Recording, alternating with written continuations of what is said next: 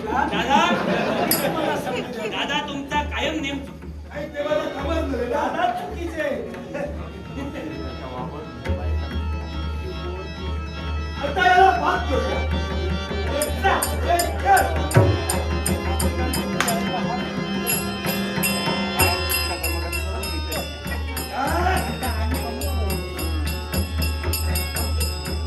हे जमत नाही कुणाला जमत नाही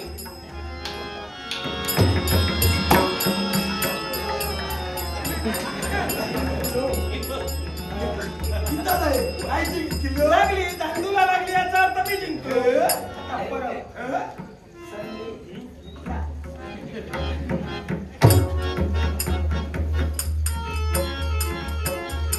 त्याला पास करायचा आता तुला पास अरे खेळातून पास करतो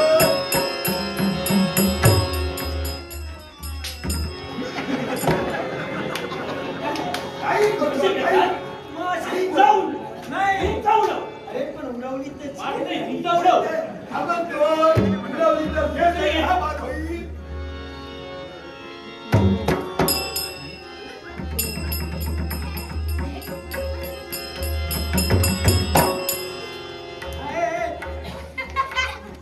ये अर्जुना, इकडे इकडे आहे. हा तू तिकडे जा काय कर? एकदम त्याला तरी बरोबर ठोक. नाही तर त्या दे तुम्हाला बघू कशाला नाही दांडू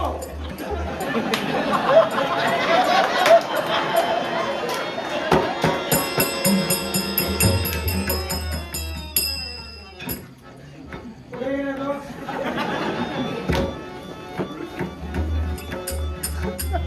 शोधा ये, खेळ.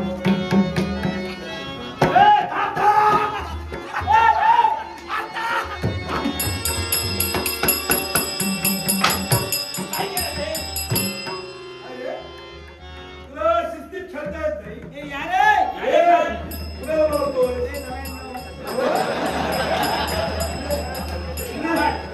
अगोदर भेटू का? काय काय हे असं जमलं नाही. तुला जळजळीत आम्ही खेळायला घेतलो, असाच व्यत्यय निर्माण केला. तुला टाकलीस. असं तुम्हाला वाटतंय वीर तुला टाकलीस. काढून दे वीर तुला टाकलीस. काढून दे तुला टाकलीस. काढून दे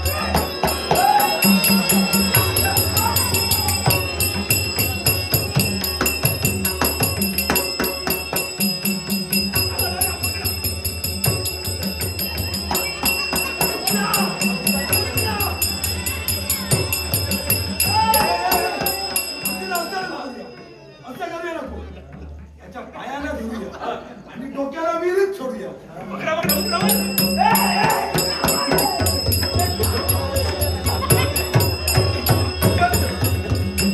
वर चढ.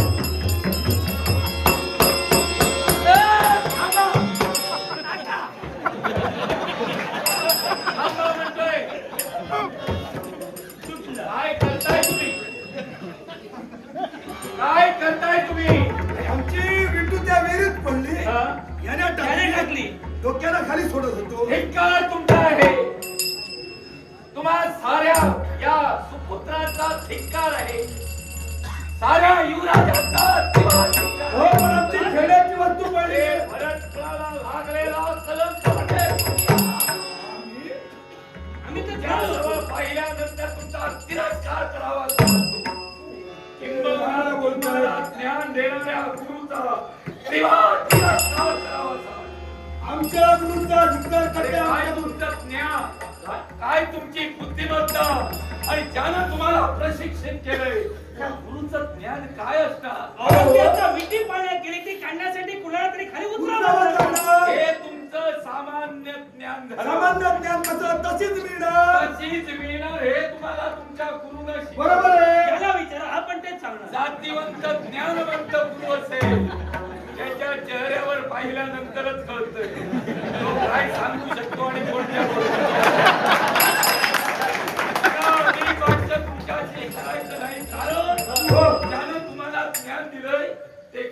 बसलंय ते दिसतंय. आमच्या गुरुला पुढं बोलताय. आता तुमचं ज्ञान सुद्धा मला कळतंय. तो तुझा शहाणपणा आहे. तुम्ही आमच्या गुरुला दुसऱ्याला देताय. हो. आणि काय म्हणाला ही विठू पाण्यात उतरल्याशिवाय मिळणार अरे साहजिकच. कशी पाण्यात मिळत? जाण्याची गरज कशी नाही. मिळत? या बुद्धिमत्ताला तुमचा धुम्मा नाही तर काढून बुद्धिमत्तेला विठू मिळणार लहान लहान बालक आहात म्हणून ऐकून घेतोय. लहान लहान बालकांच्या खेळात मोठ्याला पडायचं आणि म्हणूनच पडावं लागतंय. कारण आणि केव्हा तुम्ही याला डोक्यानं खाली आपण सोडलं. पाय पकडणार होतो ना अर्थात तुम्ही वर ते घेतलं शक्य नाही. कारण या विहिरीची खोली पहा किती आहे. खूप आहे. अर्थात हा तिथपर्यंत पोहोचू शकत नाही. हो आम्ही याला उलटे ठेवून सोडून देणार हा आहोत. कुठपर्यंत पोहोचू शकतो. हा कुठपर्यंत पोहोचू शकतो याची कल्पना मला आहे. हा सहजासहजी तिथपर्यंत जाणार. तुम्हाला भीती हवी आहे. हीच भीती मी काढून देणार. व्हायचं असेल खाली उतरण्या अगोदर काढून देणार. काय काटे आणू या विहिरीत मी उतरणार नाही. पण हे माझ्या हाती आहे काय काठी.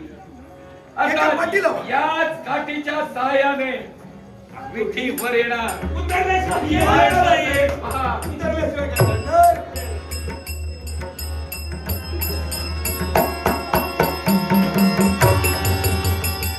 अरे हे विहिरीतले मासे मारताय. ए, धक्का नको. व्हायचं असेल विठू करा विठू करा. या दोन काठ्यांनी असे मिले विटू स्थिर केली आहे. मी काय म्हणतोय आता ती विटी स्थिर केली आहे. आता या तिसऱ्या काठीनं मी काय म्हणतोय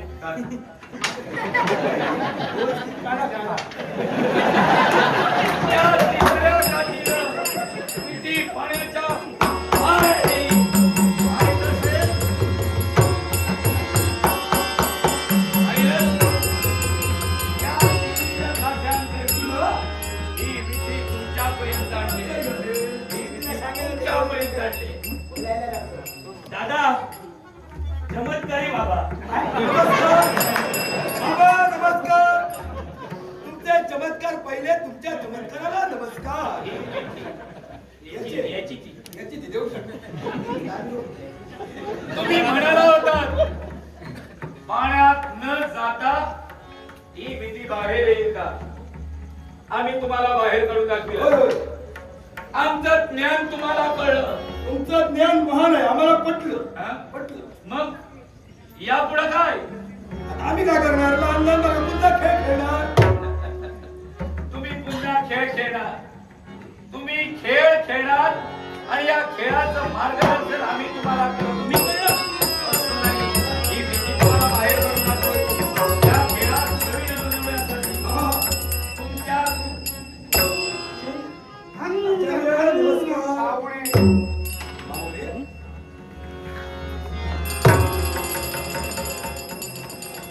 आचार्य प्रणाम. धन्यता कशासाठी देताय तुम्ही. आता इकडे विटी पाण्यात गेलेली. हो होय. याने पाण्यात उतरायच्या अगोदर काढून दिली आम्हाला. ही विहिरीची भीती मला सुद्धा टाकत होत्या आमच्याजवळ तोच पर्याय होता. आमच्यासाठी पर्याय कुठे होता? यांच्यासाठी आमच्याजवळ पर्याय नाही ना. त्याला टाकू नका कारण तो टाकण्याजोगा नाही. तो 100 ज्येष्ठ आहे. त्यामुळं 99 त्याला आधारस्तंभ आहे. आणि फक्त भीती बाहेर काढायला त्याला हात टाकणार होतो. भीती आली की त्याला पण जाऊ दे, जाऊ दे बाळा. इथं घडलेली घटना तुमच्या ह्या युधिष्ठिरानं भीष्मांपर्यंत जाऊन सांगितलं आणि या हस्तिनापूरचा अनुशासन सांप्रत भीष्म करतायत. भीष्मांचं आगमन आमच्यापर्यंत झालं आणि भीष्मांनी पाहुणे आम्हाला विचारलं